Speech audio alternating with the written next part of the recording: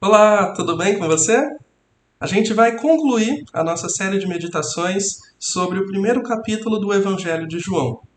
Como a gente já viu, João ele começa apresentando Jesus no seu livro de uma forma cósmica, relembrando a criação do mundo em que Deus comunicava por meio da sua palavra e todas as coisas vinham a existir.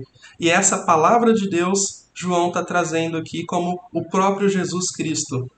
E agora ele conclui esse texto fazendo uma outra comparação, relacionando Jesus Cristo com o Pai.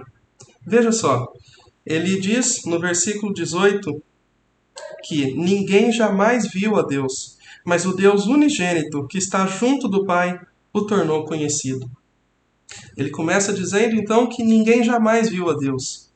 E se a narrativa terminasse aqui, se esse fosse o final da história, Deus continuaria distante e não existiria um final feliz, não existiria motivo para João contar essa história. Mas ele começa a falar de um unigênito, de um Deus unigênito. Unigênito é um filho único. E ele fala então desse Deus Filho que está assentado no seio do Pai, ou algumas versões dizem no colo do Pai. É aquela ideia de proximidade, de um filho que está próximo do seu pai.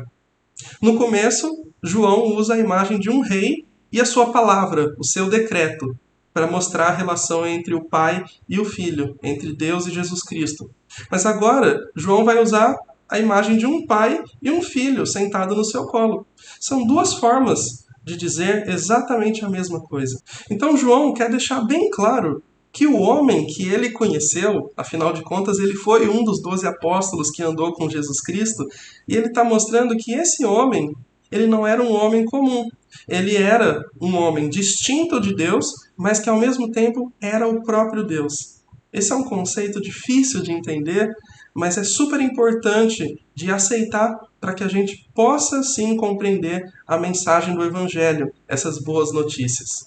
E como palavra de Deus, como luz de Deus e como filho de Deus, ele veio para revelar. O texto original não diz exatamente o que. Ele termina assim. Ele veio para revelar. Revelar o quê? A frase termina em aberto. Mas não é porque João esqueceu de escrever. Ele termina assim de propósito. Porque João nos convida a ler a história inteira para descobrir por conta própria como Jesus quer ser revelado a você. Então, assim a gente termina a nossa introdução do Evangelho de João. Uma breve introdução que apresenta Jesus Cristo de uma forma toda especial. Espero que vocês tenham aproveitado e que Deus abençoe vocês. Até a próxima. Tchau, tchau.